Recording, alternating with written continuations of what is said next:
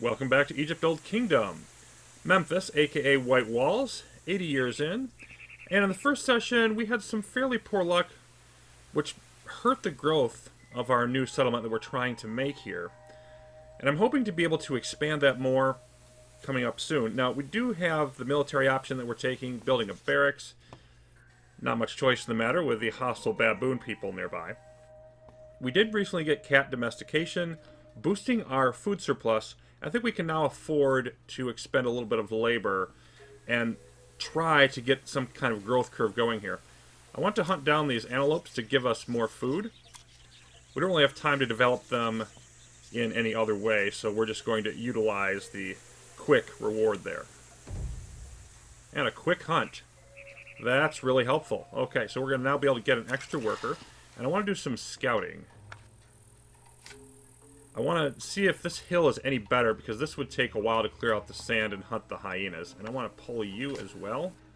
Come down here to this river. And hoping that we're going to be able to find something useful. Definitely also want to get my Seth shield back up.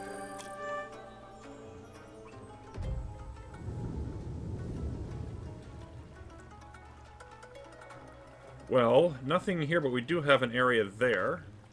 We can continue moving on and exploring. That's pretty easy to be seen. None of this looks too appetizing.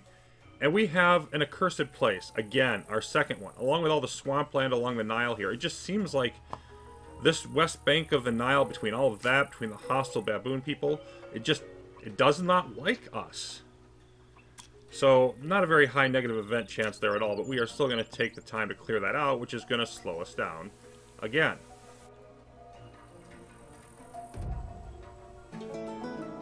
Barracks are up. Well, at least we've got fertile glade there.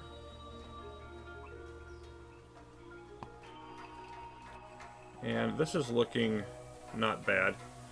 I don't have time to really deal with this, though, because we don't have much food at the moment.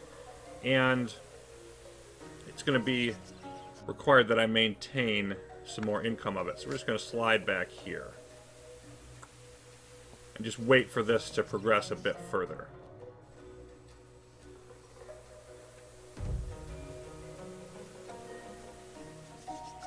At least we have positive army going now that the barracks is operational. And enough culture for a new tech. Now, I want to go with multilingualism for additional culture, but requires local cult development first.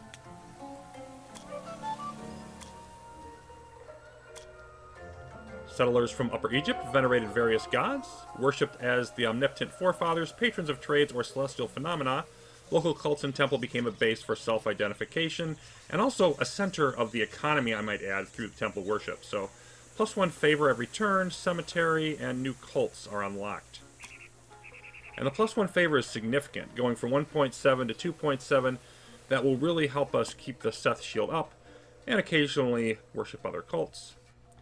The cemetery I really want to build here, by the Spirit of Thoth, get additional culture and favor, but, well, it requires 1 food and 1 production to upkeep, and we can't afford that right now. In terms of the cults, we do want to keep in mind that, these gods in the pantheon, their associations, the areas of life they were thought to have impacts on, all of that changed a great deal over the course of Egyptian history, and it's fairly complicated. We are simply, of course, taking the generic view of what the game has having them represent. Seeker, very much associated commonly with Osiris in the underworld, a punisher of evildoers, and here, an upkeep of tombs is down slightly. We don't even have tombs available yet, so I think it's kind of weird that this is unlocked at this point when you can't even use it. Bastet, associated with domestic life, with fertility, and as is in focus here, very much with protection of children and women against evil spirits and diseases. So, significant negative impact, or reduction of the impact of negative events. And Nath is the one I'll probably use the most. Goddess of War, reduces the power of your enemies 10% for 5 turns. When facing a tough battle, or a battle where you expect to take a lot of losses, that can be a very useful investment indeed. Okay. So, I think we just really need to wait a little bit more. We don't have enough food to venture off and do anything else. Nothing there. And now we can probably venture. I want to get this wrapped up, potentially use this area or not, but let's utilize the fertile glade. 8 food in 3 turns is a really nice investment. So I think that's worth taking a skip over there. And we're done here. I don't have enough food to clear out the acacias, so I'll just slide you down here. And we'll wait for this to finish up.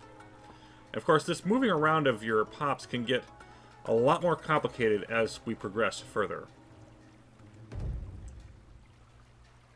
We have enough for favor. Oh, blooming of the savanna. So this is one of a number of events that happen every so often as a random positive event. So we've got frequent rains, and we get a bonus to our food. Very, very nice. Now, it doesn't help us a lot, but it does help us some, and we will take every little bit we can get. We are still at 2 in our Seth shield, so I also want to worship Horus and get some bonus that way. And we could scout out this, but this seems to be very clearly another tribe. Well, it might be useful to me another tribe. I may do that in a bit, since it's a quick scout. And I think we've got time for you to clear this out. This will give us a bunch more food. I can probably start over here. Let's see what that does. Yes, I will have enough food to sustain that. Let's clear out these acacias. I want to get another barracks up, but I want to clear this out first. And that'll be a better bonus than spending the time there.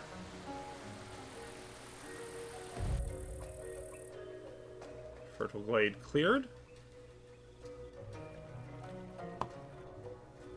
So we're beginning here. And let's get that bit of scouting done.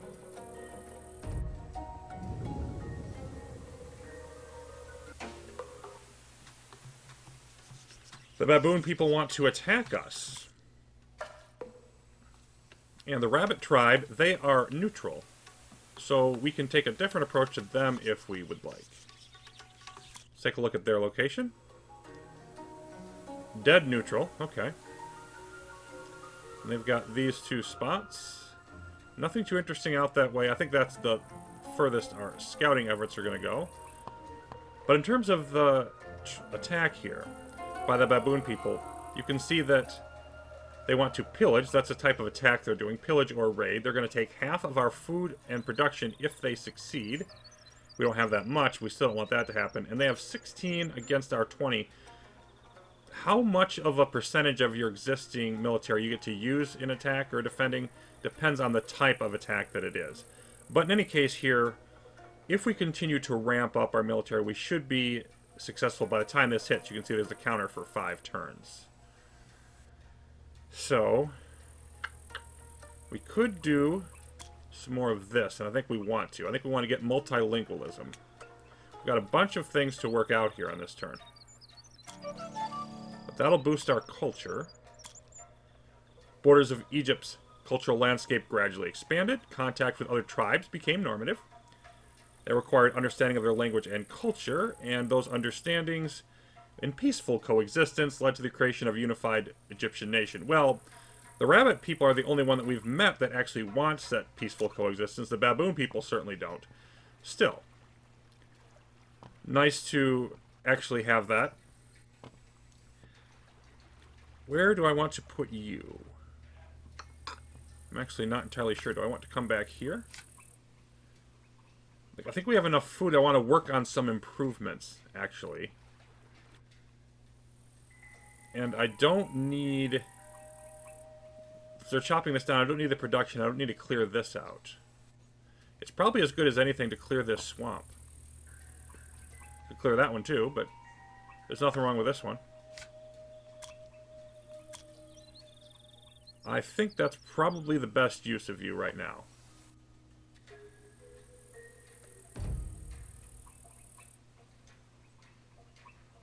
One more turn here.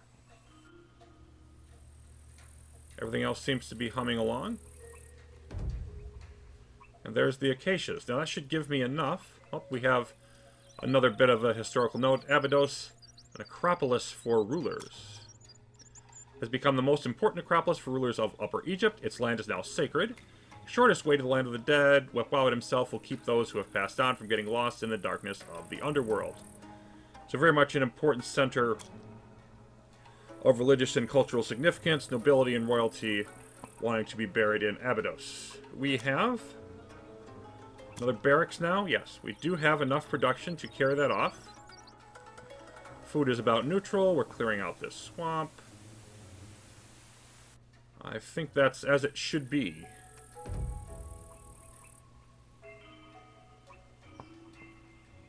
And the blooming has now ended. We're still dead even on food, which is fine. We can handle that. We're about to get this swamp cleared out. And yeah, we still have full protection there. Horus again.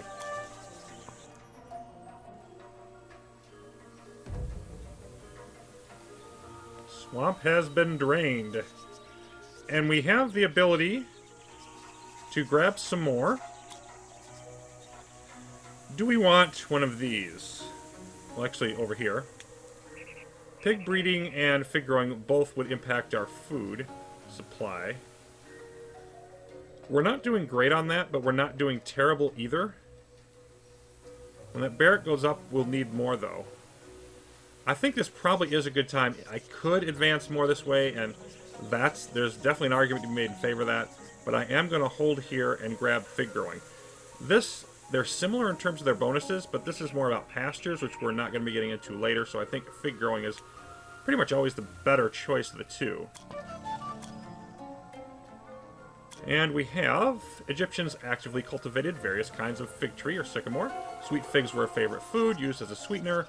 In addition, sycamore trees were an important source of wood, and very much so, used for many purposes and rather famous in the ancient world. So, a little more flavor on what exactly the diet of the Egyptians was about. And we get a bonus to our food, and we'll be getting more soon, because I can't really afford yet. I'm now having an issue with production, so it's probably a good time to go hunt those hippos and get some more. And then come back down and work on this.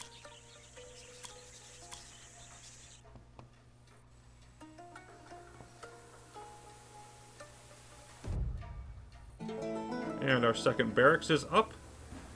And it's time for our first battle. So we do lose 50% of those resources if they win. Forecast is a glorious victory.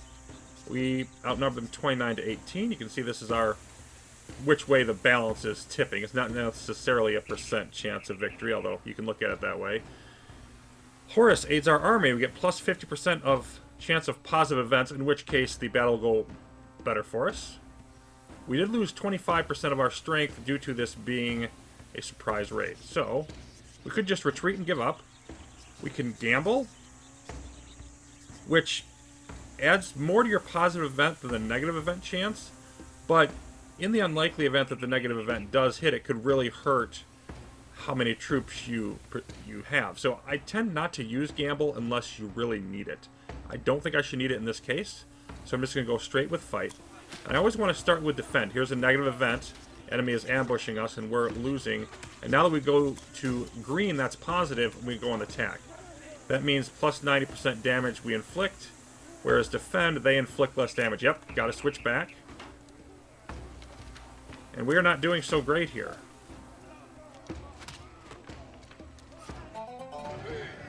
That little mini game there is, I mean, there's just enough of it basically to keep your mind occupied while the battle is going.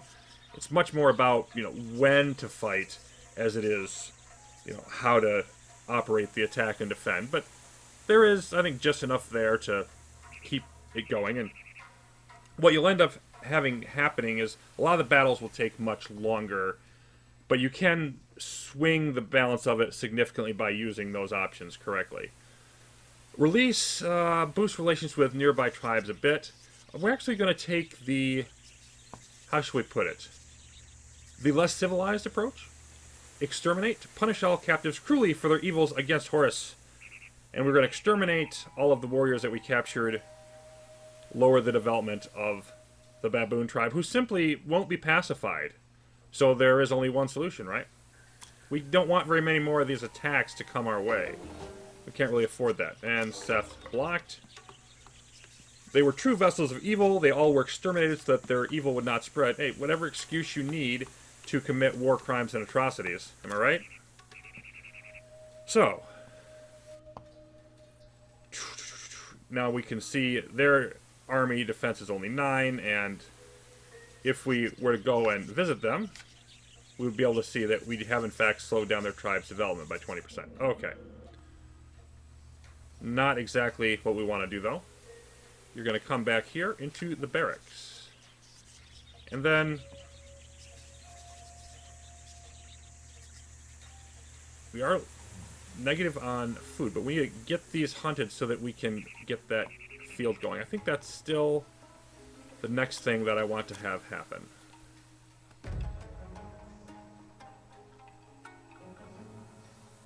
And the hunt is still going. The hippo's resisting our efforts. And still going. It would be nice if the hunt ended soon. Like, you know, now would be a good enough time.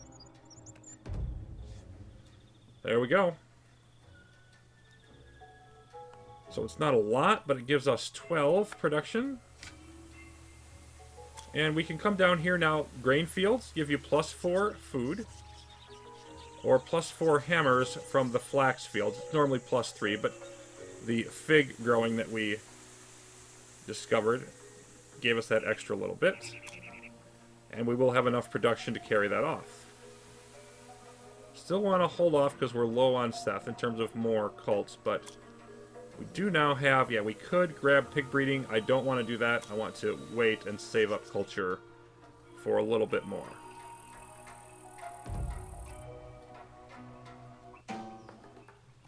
And the Baboon people want to attack again. We should really be able to easily fend them off now. Our military is stronger, theirs is weaker.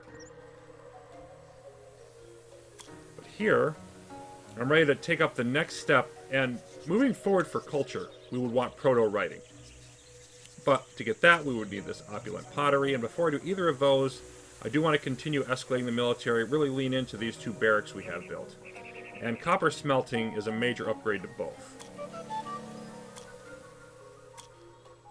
Traveling north allowed Egyptians to embrace the metallurgy skills of nearby tribes. Copper was smelted in kilns, fueled by charcoal, as we have seen previously in the HP series. Used for making weapons and tools, but also for religious statuary and vessels. So we do get a small boost to the economy, +1 production every turn, but each barracks gets +2 army. So they were +2 each before, now they're +4 each, doubling their impact. And we also get 1 extra worker unit for each house that we build. We haven't built any yet, but when we do, that will also be a big assistance. I think I want to wait a little bit more yet before investing there. These fields are almost done. I don't really care about this attack, particularly with our increased army boost. So, yeah. I think this is where I want to be. And our first proper bit of developed farmland. Wars in Upper Egypt now. Chiefdoms of Abydos, Ambos, and Hierakonpolis have opened hostilities among themselves, settlements enclosed with walls, and a long war for domination of Upper Egypt has begun. Refugees are flowing. We do get +1 worker here, but it is also very nice that at least we're not the only ones having problems with conflict. It's happening throughout Egypt. And that completes our initial quest. We get our bonus, and cue the beginning of the next one. Assimilation of neighbors. To establish order and stability, gods command us to mix with the local tribes so we will live in unity. Encourage assimilation through interaction with the tribes. Whenever you see the yellow here, it's always something that's variable. This is actually quite low. It can be as high as like 380, I've seen. But there is a small range within it varies. And we need to assimilate clans into a unified culture. So basically, we're trying to get everybody in Memphis under one banner. And you do get +50 culture when you achieve this. Of course, you can see your overall goal if you've forgotten what you're going to be doing there. And we can see more information here. Interact with other tribes as much as you can. Various tactics can be used. So the peaceful option, trade and improve relations, slow and steady. Military route is to subjugate nearby tribes, riskier, but gives a large assimilation bonus at once. Guess which one we're going to be doing? Then we also get the historical backdrop, which I think is cool. Ancestors of the Egyptians, bearers of the Nakata culture, started to infiltrate into Lower Egypt in the middle of the 4th millennium BC, which of course is exactly what we did, 3500 BC, arriving in Memphis to start off the game. Here they met the people of Butu, the Mahdi culture, and in a couple of centuries, those peoples mutually enriched their cultures, created the first unified Egyptian culture of Girzeh, called Nakatization by Egyptologists. So even though this is not a new type of, theme, the idea of unifying people who settled near to each other, it is very much a good thing, and I really like the sort of historical backdrop that they give you. Gives you more of the flavor of ancient Egypt as you progress through the game. So we now have enough food for another worker. So we just gained +2 up to 6. And I'm going to want to do a couple things here. You are working on this. I don't see any reason not to clear this swamp out. But I would also like to move up this way. I think I'm going to have you do that.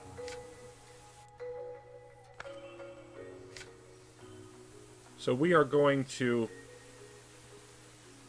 take that military option now. The various things that we can do here, by the way, you can examine. So let's take a look at more about the Baboon people. So they have 2 workers, +1 every turn, 0.1 every turn rather. Independent tribe of farmers that is very advanced. If they're very advanced, what are we? Anyway, 11 military because we have really been beating them up. +1 every turn, 2 areas. Production, 2 + 6 food and 0.5, or 2.6 food and, 0.5 production every turn. Okay, and then there's our terrible relations, which is why it's really not any useful for us to take the peaceful options. If we were to go with this, so you can improve relations, basically you're just bribing them, giving them 0.8 luxuries every turn, +20 clans, and +3% relations every turn. The trade option isn't available until you have at least neutral relations with them, but you do get some income, lower growth in terms of relations and clans than you get with the improved relations options. And then there's the raid, which is what they've been doing to us with their pillage attacks, and we can subjugate them, which is what we're going to do. We far outnumber them, then we'll have to pay 30% of their income, we'll get a bunch of clans assimilated. Definitely the best option of those available to us, given the circumstance. And I do also want to boost Horus one more time. And I'm wondering if I have enough. See, I think I want to get another field before I try to go for the cemetery here, but I do want to get that as quickly as I'm going to be able to. And a new trial is going to be coming up. So trials are different than quests in that they will happen at a specific point in the game, and they'll happen at that point whether you're ready for them or not. It's just sort of a mini crisis that's going to come up, and I believe there are 8 trials in the game. So this says it's going to require food, production, and military. And once again, we'll be taking the military focus into that. But I think this is sort of probably a good point to leave off. We'll definitely be getting to that trial next time we return on Egypt Old Kingdom. Thanks for watching. See you then.